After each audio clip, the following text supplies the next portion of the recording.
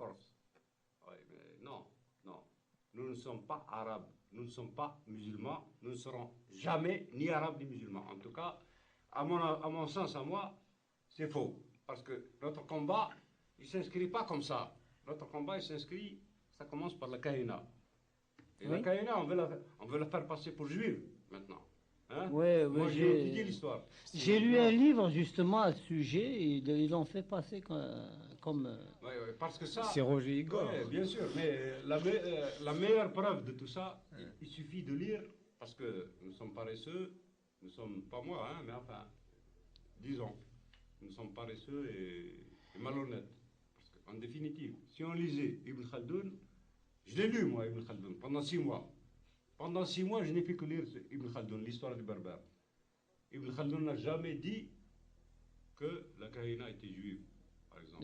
je n'ai pas lu dans ses écrits ces choses-là. Il a rapporté une rumeur selon laquelle elle aurait été juive. Or, la Kahina n'est pas entrée dans l'histoire algérienne comme juive. Elle est entrée dans l'histoire algérienne comme résistant à l'invasion arabe. Bon. Donc, nous ne sommes pas arabes et nous ne le serons jamais. Et puis je ne pense pas qu'à l'époque quand même qu'il y a eu beaucoup de juifs en Algérie. Non, c'est faux, parce que certains sionistes, Ouais, maintenant, ils disent maintenant que la Kahina était juive. Non, c'est faux tout ça. Ouais, mais ça fait c'est partie. leur manière à eux de noyer le poisson. En tout cas, la Kahina, c'était une femme qui a dirigé une confédération de tribus qui s'étendait de la Libye au Maroc. Ouais. En ce temps-là, imaginez. Mais ce projet-là de judaïsation de la Kaïna n'est dû qu'en fait qu'à un roman très récent, celui de, Oui, c'est vrai. Roger Igor, Ouais. qui faisait tout un jeu, mais tout à fait déplorable, Bien sûr, ils disent, sur ils disent que la Kahina était juive. Kahina Bon, Kohan, c'est-à-dire... parce que c'est le cas. Hein, d'accord, mais attention, n'oublions pas que l'arabe et l'hébreu sont une même langue, ils ont les mêmes racines. Bien sûr. Quand tu dis Kahina, Cohen, quand tu dis, tu sais bien qu'en arabe Oui, et bien en sûr. hébreu, Bien les sûr. racines sont les mêmes. Ouais. Hein, bon, alors maintenant, en tout cas, lorsque les Arabes sont entrés en Algérie, ils ont employé le mot de Kahina. Qu'est-ce que ça veut dire Kahina? Kahina, ça veut dire prophétesse. Ça veut dire une femme qui parle bien, Oui. qui parle. C'était un petit peu notre Jeanne d'Arc, alors. Mieux même, mieux, parce que tu Oui. vois, Pour moi, c'est ça. parce que Ouais, mais en fait... Non, ce mais- qu'eux ils appellent Kahina, mais attention, c'est très important, Yassine, parce que c'est Yassine. très important, nous sommes, attention, Kahina, elle avait son nom, Oui, bien elle sûr. s'appelait Dihya. Dihya. Derrière, Oui, voilà, ouais. pourquoi l'appeler Kahina? C'est Oui. les Arabes qui l'appelaient Kahina, c'est les ennemis qui l'appelaient Kahina. Mais la même tentative, celle que Igor a essayé dans son roman, existait déjà avec Bien la sûr. colonisation française. Après, la ils ont essayé aurait de la été faire passer chrétienne. pour juive. Ouais. Ils ont essayé de la faire passer pour juive, parce que... Mais eux pour étant- chrétienne aussi. Parce que eux étant un musulman, pour eux, le juif, c'est le dernier des... Le fait du hein, christianisme, je pense que quand même l'Algérie, à l'époque de la Numidie, peut-être ça a été un petit peu pris par le christianisme, vu que bon, l'islam est arrivé bien après. Mais- Nous avons par exemple le tombeau de la chrétienne. Oui, justement, que nous mais je appelons le m'insurge contre tombeau ça. Elisabeth justement. Ebrard. Oui, Mais je ça, c'est- m'insurge contre ça. Nous n'avons jamais été ni chrétiens, ni Oui. juifs, ni musulmans. Ça, ce Nous sont sommes des- algériens. Ça, Mais c'est- attention, Oui, mais parce que, ça c'est parce que après. ça, c'est... Attention, parce que... Ça c'est après, mais je parle un petit peu de l'histoire parce qu'ils font ça peut-être un petit peu pour mettre Pour les nous- gens pour- hors du cercle de la vraie Pour nous- nationalité pour nous brouiller. ou de la vraie, oui, la véritable identité. Ouais, Mais en ce qui concerne, quand je vois le tombeau de la chrétienne, c'est à Tipaza. Si, Elisabeth c'est Ebrard, c'est oui. quand- mais je sais que c'est, je crois que c'est la femme de Juba II. oui, mais, C'est une égyptienne. Mais Vu la c'est- forme du tombeau, Oui. c'est Pourquoi un nous petit peu à la adorerions- forme pourquoi nous égyptienne. adorerions Mais les cela, envahisseurs? ça s'est passé bien avant la D'ailleurs, la conquête meilleure preuve, je vais islamique. vous donner une preuve maintenant. Je vais Oui. vous donner une preuve vivante. Oui. Hein. Je vais vous donner une preuve vivante. C'est qu'en Algérie, il n'y a pas longtemps, on a fêté Saint-Augustin. Vous comprenez bien ce que ça veut Oui. dire Saint-Augustin? Oui, c'est- Hein. Il y a des gens pour qui c'est bien, Saint-Augustin, Oui. il vient en Algérie, c'est joli, hein, ça fait une fleur de plus. Mais ce qu'il Mais faudrait... Saint-Augustin, c'est un criminel. Saint-Augustin, c'est un criminel. Autant que Et Saint-Georges. les vrais chrétiens en ce temps-là, c'était les donatistes. Les donatistes, les insurrections paysannes Ouais. contre les colons romains en ce temps-là, dirigés par Saint-Augustin. c'était les donatistes, c'était Saint-Donat. Ouais. Hein, c'était lui aussi un chrétien, Ouais, mais on n'en parle plus. Et l'Algérie, maintenant, elle reconnaît qui? Elle reconnaît Saint-Augustin. Ouais. Elle reconnaît le tortionnaire. Elle reconnaît celui qui a écrasé, sans pitié, les insurrections paysannes. Ouais. Les insurrections paysannes. À l'époque, je pense que c'est pour le christianisme. Je suis pas d'accord, moi. Je suis pas d'accord. Je suis pas d'accord, moi, pour qu'on reconnaisse Saint-Augustin. Voilà. Mais je suis pas d'accord. Je suis pas Cette d'accord du tout. reconnaissance question, officielle. Moi, je voudrais savoir une chose parce que C'est l'église Saint-Augustin. je perds beaucoup de Attends, choses, là. avant que je perde le fil. Yes, Je vais te dire, attends, je vais te dire qui est maintenant le fil conducteur de Saint-Augustin. Ouais. Tu sais qui est le fil conducteur de Saint-Augustin? C'est le père des jeux, hein, un prêtre défroqué qui n'ose même pas porter sa défroque de soutane. prêtre, hein, qui, dans la littérature algérienne, il est toujours partout, il fait des fiches, et comme nous Algériens, hein, on laisse passer tout ça. Lui, il fait des fiches, et comme ça, tous les Algériens, à la fin, quand ils ne savent pas où s'adresser, ils vont chez le père des jeux. Ah, ils retournent à Saint-Augustin. Hey! Aïe!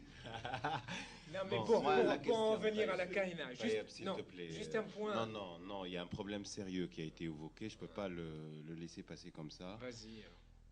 J'accepte, je veux dire, les positions de l'individu par rapport à son identité, qui se pose des questions, par rapport à tous ceux qui sont arrivés en Afrique du Nord. Je l'accepte. J'ai envie. Mais qui exactement? Je veux dire, quand tu parles des quatre pères, je veux dire, bon. Mais je parle de qui? Je Tu parle parles des d'un père. Romains. Mais attends, je parle d'un père. Écoute, Mia. Je parle d'un prêtre qui n'ose même pas porter sa défroque de prêtre. Du père des Ok. jeux. C'est-à-dire, Oui. c'est des jeux, oui, justement, c'est des jeux. Genre de jeu. Genre des jeux. Bon, c'est le pape de la littérature algérienne actuelle. Je ne sais pas si vous le savez ou non. C'est bien simple. Tous les étudiants Il l'a algériens, préfacé. quoi qu'il se passe partout, quoi qu'il se passe, tout ce qui concerne l'Algérie, comme par hasard, c'est toujours le père des jeux qui est là. Et qui est ce père des jeux? Bon, moi je le connais, le père des jeux. Oui, moi aussi, il Bon, m'a préfacé. ben, pour c'est un prêtre, mais c'est un prêtre défroqué. Il n'ose même pas porter sa tenue de prêtre. Bon, en plus il fait des fiches. Qu'est-ce qu'il fait? C'est un flic. C'est un prêtre et un flic. Absolument. C'est-à-dire il fait des fiches, parce que lui il a le temps, il a toute l'église derrière lui. Hein? Donc il fait, attends, je sais ce que je dis. Il fait des fiches, ça veut dire si j'ai été pissé à Saint-Germain-des-Prés, tu peux trouver dans sa fiche que j'ai été pissé à Saint-Germain-des-Prés à 5 heures. Bon, alors donc, les étudiants, les malheureux, Pour les, ils savent pas où pour les auditeurs, je veux dire, la question essentielle, c'est que cette reconnaissance officielle de Saint-Augustin, qu'elle soit elle est à mon manipulée, avis scandaleuse. qu'elle soit ce qu'on... C'est ça qui m'intéresse, je veux dire, la position de l'individu Bien aujourd'hui, sûr, parce c'est que la c'est un position de- rapprochement c'est la- beaucoup plus. C'est la position de l'État algérien qui est scandaleuse, parce que c'est une position d'ignorance, ou je sais pas, ou de complicité, j'en sais rien, mais c'est absolument scandaleux. J'ai vu, moi, à Soukaras. C'est peut-être un réflexe de coloniser par rapport à l'Occident aussi. Bon, mais c'est quand même malheureux de fêter Saint-Augustin. Je l'ai vu, moi, en Algérie. Je l'ai vu en Algérie il n'y a pas longtemps. Ils ont fêté Saint-Augustin. Alors, fêtez Massu aussi. Allez-y. Fêtez Bizarre aussi. Bon, aujourd'hui, on va vous fêter. Vous êtes le bienvenu à Ket Biassine. Je crois qu'on va passer une chanson parce que, quand même, ça peut reposer un petit peu pour réfléchir à autre chose. Tu poseras ta question après. C'est pas une question, c'est un point. C'est un point. C'est un point à propos de la Kaina, pour en revenir à Oui, la mais Kaina. nous reprendrons, je pense, Oui. le Coran, je crois qu'il est en train de mettre les machines en route. عندنا 18 يعني لي زالجيريان وليدي يقولن فاليريان ما تسيني مليان وغندير روا يعني وغادي نتسلاطن 18 مليان هاد لي زالجيريا ما تسيني مليان هاد لي زالجيروا 18 مليان يقل ذليريا ما تسيني مليان وغندير روا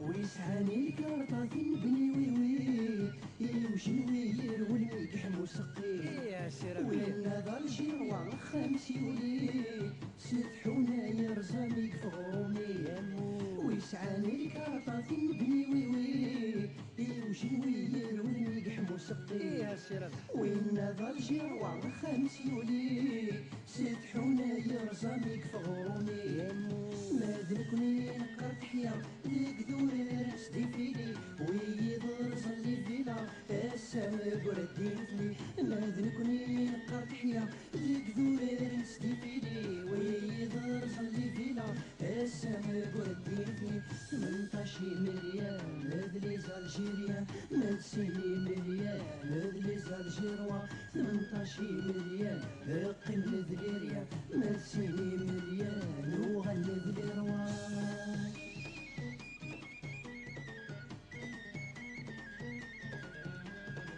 ويتحوز القرة ذا شوت الساقي ذا فلاح ذي ثمرت نغدلي مقري وين الجيريا ذا شموري اللي ويكرناتي كسدق قلمة فرغي ويتحوز القرة ذا شوت الساقي ذا فلاح ذي ثمرت نغدلي مقري وين الجيريا ذا شموري اللي ويكرناتي كسدق قلمة فرغي ثالثني الناس ذيك وسنود اخت التخير منو ملقى مرحبا سقمت منو اللي بخير ثالثني النغستا ذيك وسنود اخت التخير منو ملقى مرحبا سقمت منو اللي بخير 18 مليان هذليز الجيريا ما تسيني مليان هذليز الجيروا 18 مليان قيم ذليريا ما تسيني مليان وغني ذليروا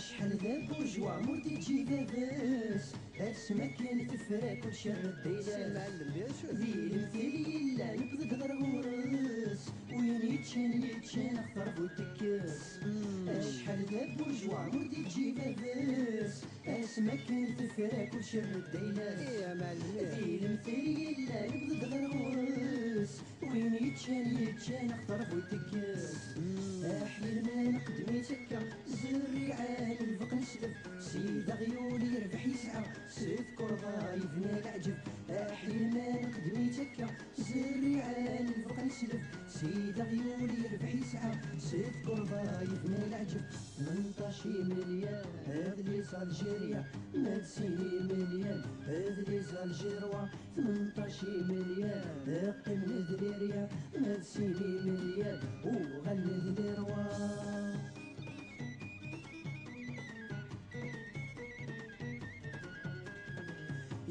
والساير في حس الحرام ذي الكتاف عيني من الصبح ذوك زالت يكسر ويا ذي تساح سنين ذي ذنب شموز ذي سحسي وين يعتسف ايونا الساير في حس الحرام ذي الكتاف عيني من الصبح ذوك زالت يكسر ويا ذي تساح سنين ذي ذنب شموز ذي سحسي وين يعتسف ما ترافي تغاضم ويدنك وين غرومي ذا شسيتي دي صحن سوى دقيقة سسمي ما نسنا في تغاضن ويدنك وين غرومي ذا شسيتي دي صحن سوى دقيقة سسمي 18 مليان هذلي الجيريا ما تسيني مليان هذلي الجيروا 18 مليان قيم ذليريا ما تسيني مليان وغد ذليروا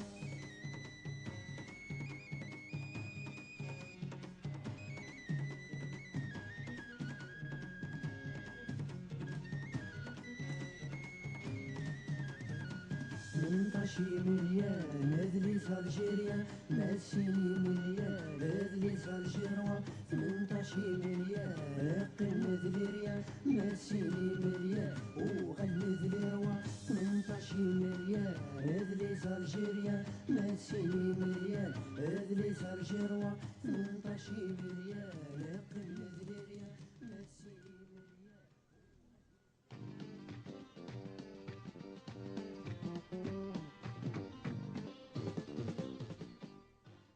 Radio Beurre 98 50 MHz, numéro de téléphone 255 17 17.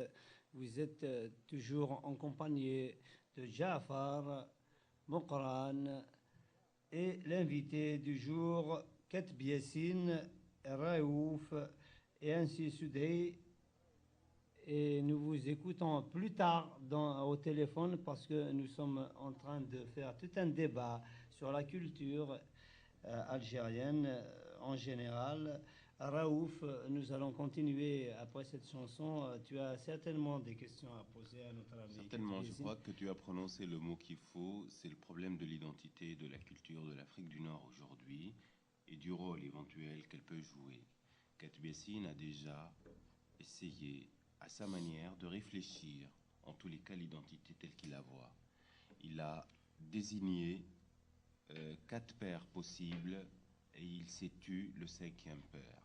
Et tout à l'heure, donc lors du débat, il nous a parlé donc des Romains, il nous a parlé des Ottomans, il nous a parlé des Arabes, il nous a parlé des Français.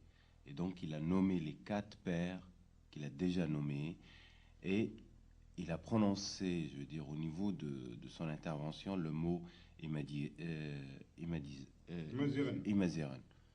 Et j'aimerais bien qu'il s'attarde un peu, qu'il explique son point de vue personnel par rapport à cette identité qui aujourd'hui, plus que jamais, est chaude en tous les cas au niveau individuel et dans les discussions dans la communauté maghrébine d'une manière générale. Parce que la Numidie, d'abord, ça a été la Libye.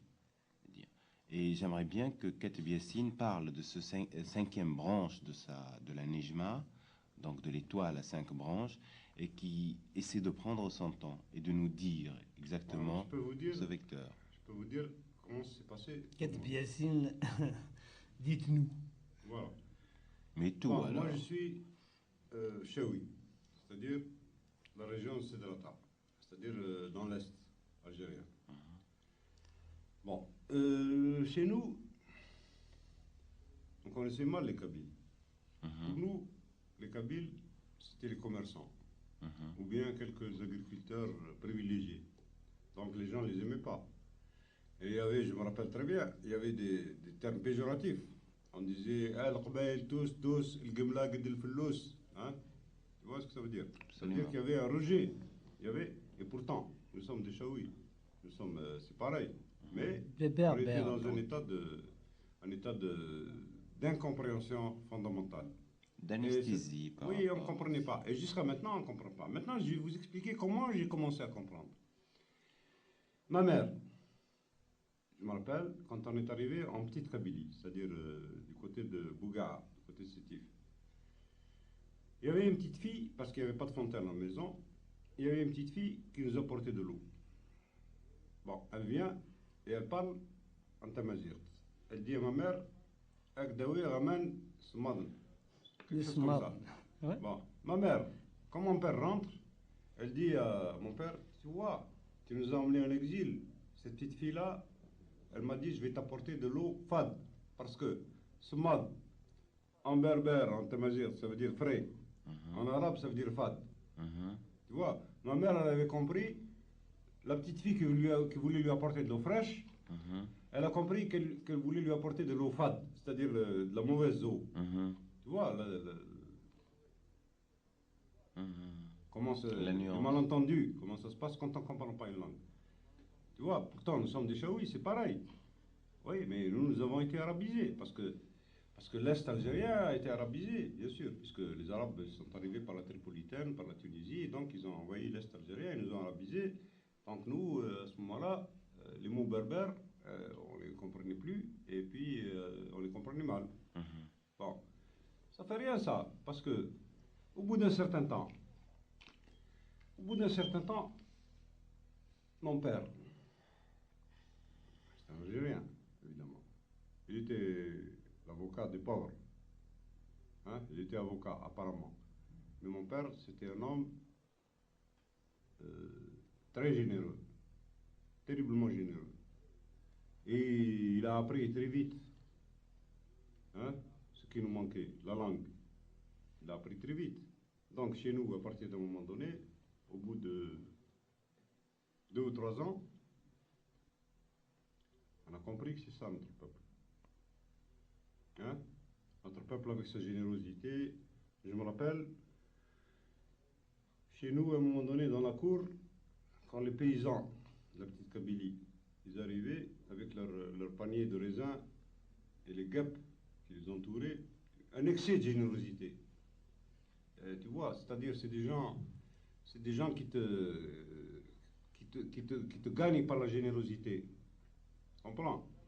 Hein, on a vu que c'est notre peuple, ça, merde. On a commencé à comprendre. Mais difficilement. Puisque d'un côté, il y avait les Français et de l'autre côté, l'Arabe. Hein? Alors bon, il fallait lutter contre les Français, donc il fallait devenir un peu arabe. Hein?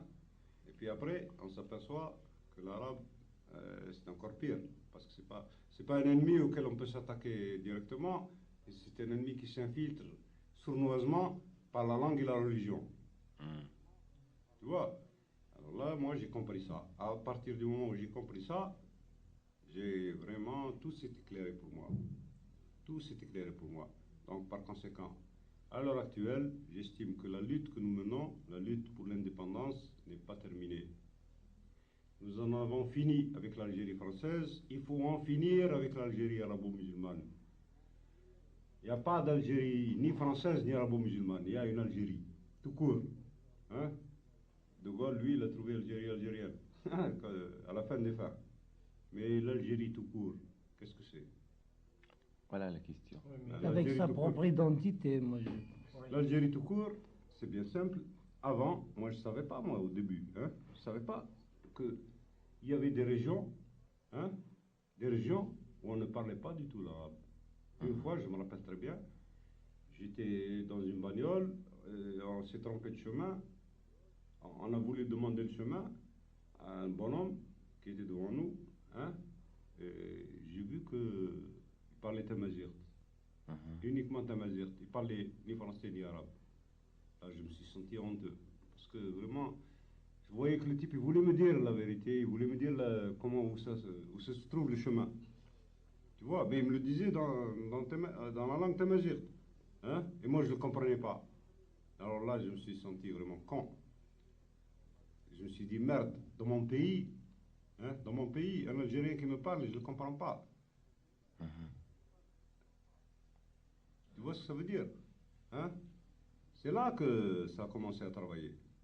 Oui, c'est d'autant plus important que la question de la Kaina n'est pas tranchée, parce que si tout à l'heure on avait parlé de christianisation et de judaïsation de la Kaina, c'est que le problème en réalité a été posé au départ par les envahisseurs arabes, c'est-à-dire qu'ils avaient tellement essayé de falsifier l'histoire de la Kaina. Tous les historiographes arabes, Ibn Khaldoun excepté, avaient donné de la Kaina l'image d'une femme destructrice qui a brûlé le pays, qui a fait que les habitants du pays, les autochtones, se soient réfugiés en Sicile, etc., en Palerme, qu'ils étaient partis parce qu'elle est devenue tellement en Grèce. Et alors, l'absence ou la malhonnêteté de l'historiographie arabe a fait donc que la porte soit ouverte à n'importe qui pour dire non, mais la Kaina était chrétienne, non, la Kaina était juive. Ce qui fait que finalement, l'identité originelle se trouve altérée par la trahison du premier conquérant. Et ça, c'est assez important. Je pense qu'on disait que le tamazight qui voulait lui indiquer le chemin et qui ne comprenait pas, c'est tout à fait l'une des conséquences de la politique adoptée dès le départ par l'invasion arabe. Mais ça, c'est très important. Évidemment, les Français, les colonialistes, ils ont fait semblant de s'intéresser à Tamazight dans un but de division, parce qu'ils savaient que notre peuple vivait sous la mythologie arabo-islamique. Ils se sont dit, tiens, les Berbères, on va essayer de les diviser. On va approfondir les études berbères, comme ils disent, hein, dans la mesure où ça pouvait, pour eux, parce que c'est des imbéciles, pour nous opposer aux Arabes. Or, il n'y a pas d'Arabes, il n'y a pas de Berbères en Algérie. Il n'y a pas de Berbères. Il n'y a pas de Berbères. C'est un mot faux. C'est un terme scandaleux. C'est un terme insultant. Parce que Berbère, qu'est-ce que ça veut dire Berbère? Berbère, ça veut dire, c'est les Romains qui ont commencé à dire barbarie, les barbares. Hein? Ça veut dire tous ceux qui ne sont pas civilisés, quoi. Pour un peuple qu'on envahit, on le taxe de barbare pour lui apporter la civilisation, quoi. Hein? Bon, donc ce terme qui a été employé par les Romains, qui était barbarie. Ouais. Les Arabes, comme par hasard, parce qu'ils étaient dans la même situation d'envahisseurs étrangers et imbéciles, ils ont employé le même terme. Ils ont dit barbare. Et les Français ont repris le terme et ils ont dit berbère. Et nous, on va reprendre le même terme, on va s'insulter nous-mêmes. Il n'y a pas de berbère, il y a imaziren. Il y a des mots pour dire ça. La langue, elle a ses propres mots. Il y en a marre d'utiliser des termes étrangers insultants, des termes aliénants. Tamazirt, il faut dire. Il faut dire imaziren, il ne faut pas dire berbère. Parce que si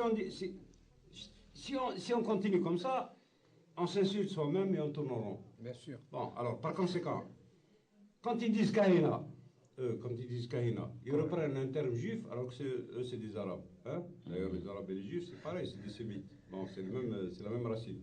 Hein? Kahina, Cohen, bon, ça va. Pourquoi? Parce que c'est une femme qui parlait bien. Et c'est pour ça. Parce que cette femme-là, le peu qu'on en sait, attention, il est très important pour les Algériens de comprendre qu'est-ce que c'était la kahina. C'est très important. Et les Algériens qui ne comprennent pas la kahina, ils ne pourront jamais être Algériens. Parce que c'est un patriotisme. À mon avis, tous ces pseudo-nationalistes ne sont pas des patriotes. Ne sont pas des patriotes. Parce qu'ils marchent sur l'essentiel. Ils ignorent l'essentiel, ils ramassent. Pourquoi? Parce que les Arabes nous ont envahis pendant 13 siècles et les Français seulement un siècle. Alors donc les Arabes sont plus forts, moi je suis plus fort. Oui. Non! Non, l'Algérie est assez forte comme ça. L'Algérie, il n'y a pas de kahina, il n'y a pas de berbère.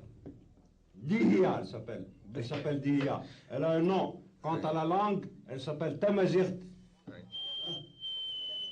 Pour donner un exemple à propos de la division que les colons avaient pensé à semer en utilisant un peu l'ambiguïté qui régnait quant au sens et à l'origine du mot berbère, quand la colonie de peuplement avait atteint son comble, c'est-à-dire qu'on avait attiré en Algérie des colons, pas exclusivement français, mais enfin chrétiens, hein, italiens, maltais, de peuples méditerranéens. Alors on avait décrété que chez les Berbères, la propriété privée était l'origine et la genèse même du travail, de la créativité et donc de la prospérité. Du coup, qu'est-ce qu'ils ont fait? Les propriétés arabes des tribus qui étaient considérées arabes, mais non pas berbères, qui étaient un bien commun, étaient amenés à se faire partager par les héritiers. Oui, et mais évidemment, donc, étaient devenus vulnérables. De nous enfoncer dans de faux problèmes. Moi, je vais te dire, maintenant en Algérie, hein, qu'est-ce qui se passe? Qu'est-ce qui se passe à l'heure actuelle en Algérie? Hein? Qui sommes-nous? Tu prends l'Algérie, en général. Bon, tu pars d'Alger. Hein? Tu pars d'Alger et tu vas à Tizi Ouzou. Tu vas à Tizi Ouzou, c'est pas loin. 100 km. 100 km. Comme par hasard, là, les étudiants se sont soulevés pour la langue. Ouais, pour la culture. Oui. Et on les a durement matraqués. Il y a eu des scènes atroces. Des scènes atroces. On comprend? Où l'Algérie a revêtu le masque du colonialiste. Oui. Hein, pour matraquer les étudiants et les enseignants. Moi, j'en connais, dont on a déchiré les thèses. Mais ils les ont repassées. Et il n'y a rien à faire, ils ont gagné. Avec un bon résultat. Les étudiants de Tizi Ouzou ont gagné. Ils ont gagné parce que Chadi lui-même, il n'y a pas longtemps, il a reconnu que l'histoire d'Algérie ne commence pas avec les Arabes. Hein? Mais tout ça, ça reste lettre morte. Parce que les sous-fifres du régime se chargent rapidement d'enterrer tout ça. Bien sûr. Oui, mais pour notre peuple, ça ne s'enterre pas comme ça. Parce que Tizi Ouzou, Alger, Batna, l'Ouest, c'est la même chose. Seulement nous, les Chaouis, on ne nous entend pas parce qu'on est loin. Tu comprends? Tizi Ouzou, c'est à 100 km d'Alger. Ce qui se passe à Tizi Ouzou, 2 heures après, Alger, tout le monde le sait. Mais ce qui se passe dans l'Ouest, personne ne le sait. Mais nous, on sait très bien. Moi, je suis un Horassi, je suis un Chaoui. Tu comprends? Et je sais très bien qu'on pense la même chose. Et je sais très bien qu'il y a des Algériens qui ne savent pas. Ils ignorent encore ce qu'ils sont. Et à mon avis, c'est vraiment lamentable d'avoir fait une guerre de l'indépendance sans savoir réellement ce qu'on est. Parce que, tu vois, pour combattre le choléra, tu acceptes la peste. Hein? C'est-à-dire, pour combattre les Français, tu t'appuies sur les Arabes. C'est ce qui est arrivé aux Palestiniens. Yacine, ce soir, tu as dit beaucoup de mots assez intéressants. Je veux dire, on a gagné la révolution avec le couteau dans le dos. Et en même temps, tu as parlé, là, à l'instant, on a gagné, je veux dire, on est parti vers le choléra avec la peste dans le dos également. Moi, ce qui m'intéresse de comprendre, pas de savoir, c'est que la révolution algérienne, elle s'est faite avec un discours. La révolution algérienne... Elle s'est faite avec un discours. Non, elle ne s'est pas faite avec un discours. La révolution algérienne, elle s'est faite... Elle s'est faite contre ses propres chefs. La révolution algérienne, elle s'est faite... Je vais vous expliquer en 2 mots. Comme par hasard, les chefs historiques de l'Algérie, au moment de la révolution, qui c'était? Par exemple, l'exemple de Bourguiba en Tunisie ou de Hassan ou de... Je ne pense pas sur l'Algérie. Oui, non, mais je veux dire, hein, en ce temps-là, l'équivalent en Algérie de Hassan ou de Mohamed V et de Bourguiba, il n'y en avait pas. Qu'est-ce qu'il y avait? Il y avait une merde profonde. Il y avait un mouvement nationaliste bourgeois profondément corrompu où les militants se disputaient l'argent du parti à coups de mitraillette dans les rues. Bon. Mais les militants, ils en avaient marre. Et ils ont dit, allez, on passe à l'action. Et certains petits bourgeois, comme Mbella et bien d'autres, ont pris la tête du mouvement, apparemment. Bien. C'est extraordinaire, notre mouvement, parce que c'est un mouvement qui est né sans tête, ou plutôt avec 3000 petites têtes. Des petites têtes, heureusement pour nous. Bon, mais petit à petit, on a vu la bourgeoisie triompher. On a vu Ferhat Abbas en 56, lui et toute sa clique, hein, toutes les demain, on les a vus prendre la tête du FLN. La bourgeoisie nationale a pris la tête du FLN. C'est facile à comprendre après. Hein? Ils n'ont pas pris la tête comme ça par hasard. Ils ont pris la tête du mouvement national. Ils ont pris la tête du mouvement national en tant que bourgeois et petits bourgeois. Et maintenant, vous leur avez laissé la place. Tu vas les retrouver. Tu vas les retrouver bien incrustés. Tu comprends?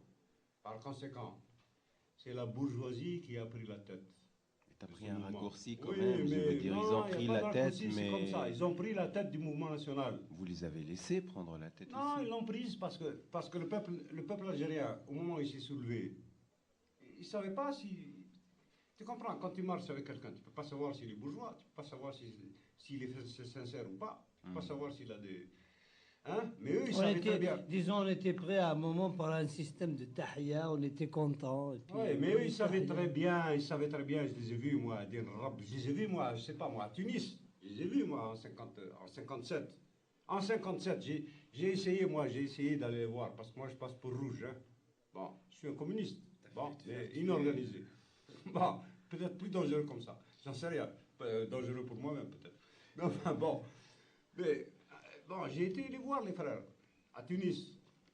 Et le jour où je suis allé les voir pour demander à aller au maquis, je me rappelle très bien.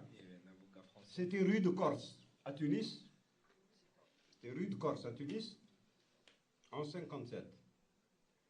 Je marche dans la rue, moi je croyais que j'allais au FLN, je croyais que c'était quelque chose de super clandestin, de sérieux, tout ça. Enfin, j'étais tout petit, je me faisais tout petit. Et puis avant d'arriver, je vois les portes grandes ouvertes et j'entends, qu'est-ce que j'entends? J'entends des voix françaises avec un accent extrêmement métropolitain qui faisaient un exposé sur l'Algérie. Et qu'est-ce que c'était ça? C'était des avocats et des flics gaullistes, hein, infiltrés au sein du FLN, hein, qui faisaient la leçon au FLN en 57. Et en ce temps-là, je ne pouvais pas le dire, moi. Parce que je ne veux pas démoraliser mon peuple. Je suis déjà Déjà, ça va mal pour moi. Comment je vais encore démoraliser mon peuple? Et puis, je sais pas où, comment ça va. Bon, faut bien se taire à certains moments. Hein, mais maintenant, bon, puisqu'on parle, on parle. Hein? Alors, ces gens-là, après, ils prennent le pouvoir. Ils prennent le pouvoir et en plus, avec la charte de Tripoli, au moment, hein, vous vous rappelez ou non? La charte de Tripoli. Tu expliques aux À la auditeurs. fin, enfin, je veux dire, à la fin de la guerre, à la fin de la guerre d'Algérie, à Tripoli, il y a eu un congrès. Et il y a eu ce qu'on appelait une charte. Oui, c'était la première fois qu'il parlait de socialisme. Hein? Et bien ce jour-là, Ben Bella disait à un autre, je vais t'enlever le pantalon dans la rue. Hein? Bon, tu vois, on savait nous tout ça. C'est-à-dire, on savait très bien que ça signifiait rien, tout ça. Seulement, pourquoi ils ont parlé de socialisme? Pourquoi? Et moi je sais pourquoi. Et pourquoi? Parce que au début, ces nationalistes bourgeois voyaient notre lutte nationale comme une lutte de courte durée et de faible portée, et qui permettait simplement de passer le pouvoir, hein, d'un bourgeois à l'autre, c'est-à-dire des Français à nos bourgeois à nous. Comme les bourgeois tunisiens ou le pouvoir marocain. Hein? 2 ou 3 embuscades, un débat à l'ONU, le drapeau, et hop, ça va. Mais là, attention, en Algérie, c'était plus dur. Il y avait l'OS, ils sont heurtés à des autres. Donc la guerre, plus la guerre durait, et plus à ce moment-là, nos nationalistes bourgeois étaient obligés de s'appuyer sur le peuple. Non seulement sur le peuple, mais aussi sur les alliés naturels, c'est-à-dire les pays socialistes. Mais avec quel discours? Même sans discours, quel discours? C'était un discours platement nationaliste. Oh, des discours, on en a eu beaucoup. Hein. C'était un discours platement nationaliste, mais en tout cas, dans la guerre, à la fin, puisque la guerre durait plus qu'ils croyaient, ils étaient obligés, parce qu'au début, ils voyaient le peuple comme un instrument. Un nationaliste bourgeois, pour lui, le peuple, c'est un instrument. À la limite, comme au Maroc, tu lui donnes un revolver, tu descends d'une bagnole américaine, tu lui donnes 50 000 francs, tu lui donnes un revolver, tu lui dis, allez, tue un juif, tue un enfant, tue n'importe qui, allez, ça va, on va en parler à l'ONU, c'est un acte. C'est comme ça qu'ils voyaient le peuple, ces gens-là. Mais après, hein, quand c'est devenu dur, quand c'est devenu plus dur qu'ils croyaient, ah oui, à ce moment-là, il faut de la galette. Hein, à ce moment-là, il faut se garder. Ah oui, à ce moment-là, il faut le peuple. C'est là que le discours socialiste a surgi. Quoi. Voilà, à ce moment-là, ils ont commencé à s'appuyer sur le peuple. Mais avec toujours à leur manière. Voilà, ils n'ont jamais eu avec le peuple algérien l'attitude qui consiste à lui dire je te donne non seulement les armes, mais tout. Hein? C'est-à-dire l'intelligence de la situation, l'organisation, je te donne tout. Non, non, non. Eux, déjà, au départ, ils voyaient le peuple comme un instrument. Il fallait caresser un petit peu le troupeau pour lui dire... Bon, C'est tout, c'est un simple instrument pour arriver au pouvoir. Et maintenant, sur le plan international, on peut voir les numéros de Moujahid même. Hein? Les illusions qui se faisaient sur les Américains et sur l'OTAN, parce qu'ils croyaient qu'ils pouvaient diviser les Français et les Américains. Tu vois, les plans nationalistes, les pauvres tapettes. Tu vois? Tu vois? Dur. Oui, mais c'est comme ça qu'ils voyaient les choses. Tu vois? Mais à la fin des fins, ils ont vu qu'ils avaient besoin du peuple. Et c'est le peuple qui a fait les galettes. Hein? C'est le peuple. Et je peux te raconter une histoire. J'ai vu une fois, hein, quand je suis arrivé en Algérie, parce que j'ai fait plusieurs tentatives pour retourner en Algérie. Comme moi je suis un barbare, je suis un vrai barbare. Berbère, pas barbare. Voilà. Enfin, oui, les deux à la fois, disons. Et barbare C'est-à-dire que et je me berbère. rebelle, quoi. J'en fais deux. C'est-à-dire que je ne peux pas accepter, moi, je peux pas être complice. Je peux pas être complice. D'accord. Eh bien, une fois, je me rappelle très bien, à Alger, c'était une maison d'orphelins. C'était une maison d'orphelins. Eh bien, j'ai été voir ces orphelins. Il y en avait un, je me rappelle, un jeune, il s'appelait Larbi. Hein? Il avait peur. Il avait toujours peur de tout et de tous. Il se cachait toujours derrière les arbres. On ne pouvait jamais le voir.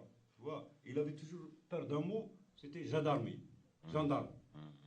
Dès qu'on disait le mot gendarme, parce que les gosses sont cruels entre eux, hein. Bon, je sais que les gosses, de temps en temps, disent gendarmerie. Dès qu'ils disaient gendarmerie, le bonhomme il se sauvait. Le gosse, là, il avait 11 ans. Il se sauvait derrière les arbres, sur les murs, je ne sais pas. Et ben, un jour, on a organisé une séance de musique avec Haj Mohamed Lankar, je me rappelle. J'ai été le chercher. Et je voulais faire un film sur ces gosses-là. Et j'ai touché 300 000 balles, je me rappelle, je les ai dépensées. C'est là que j'ai fait un méchoui pour les orphelins. Je l'ai fait. Hein, un méchoui pour les orphelins. 300 000 balles qu'ils m'ont donné, j'ai vu après que ça ne servait à rien. Parce que, attends, ce gosse-là, l'Arbi, bon, quand on a fait la séance de musique, Tout d'un coup, il s'est rapproché de nous. Hein? Tout d'un coup, il est venu. Il s'est assis avec nous. Hop, à un moment donné, je vois un taxi qui s'arrête. Je sors, je crois que c'était un copain ou je ne sais pas quoi. Qu'est-ce que je vois? On sort du taxi, un corps humain. Je crois que c'était un accident ou je ne sais pas quoi. C'était la mère de l'Arabie. Elle n'avait pas de jambes, elle n'avait pas de cuisses. Elle était jatte, comme on dit, quoi. C'est-à-dire pas de membre inférieur. Hein? Des deux jambes. Bon, on la sort du taxi et on nous dit voilà, c'est la mère de l'Arabie. Ah bon, qu'est-ce qu'on va faire? Ben, on l'a mise dans le bureau de la direction avec son fils. Qu'est-ce qu'on peut faire? On les a laissés. De mon matin, je demande qu'est-ce qu'il y a. On m'a dit, ça y est, le fils, il a frappé sa mère. Il a frappé à coups de caillou. Tu vois, il a ensanglanté. Et puis à ce moment-là, j'ai vu la mère. Je l'ai vue parce que la nuit, je ne l'avais pas bien vue. J'ai vu la mère, elle perdait la raison et la vue en même temps. Tu vois, elle perdait à la fois la raison et la vue. Hein? Et son fils l'a bombardé à coups de caillou. C'est ça l'Algérie. Tu vois, c'est ça la révolution, c'est cela. C'est cela qui ont fait la révolution. Cette image que tu gardes de la révolution, en fait. Oui, cela, oui. Oui, c'est cela. Et puis après, quand j'ai été chercher le pauvre camp de la RTA, de la télévision, tu sais comment il l'a fait? Il a pris en médaillon. Tu vois, parce que je ne sais pas si vous me comprenez en médaillon. Ça veut dire qu'il a pris seulement la tête. Oh oui, la tête et le buste. Tu comprends? Oh oui. Ça veut dire qu'il n'a pas pris l'essentiel. Il n'a pas pris le Il côté n'a pas cassé, montré tout qu'il ça. était Il a pris, bon. Alors tu vois comment tu travailles dans un pays comme le nôtre. Cette femme-là, c'est l'Algérie tout entière, ça. Parce que ça c'est le peuple algérien qui a fait la révolution sans le savoir et sans le vouloir.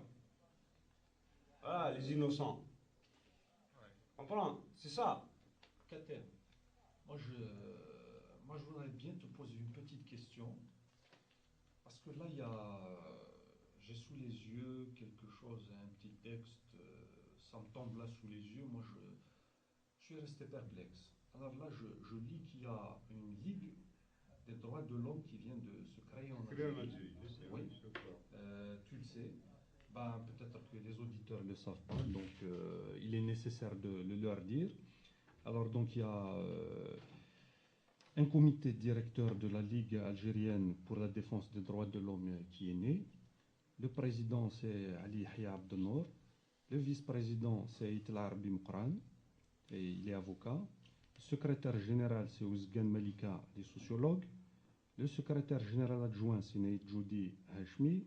Le trésorier c'est Zerroukhi Malika, c'est une maquisarde.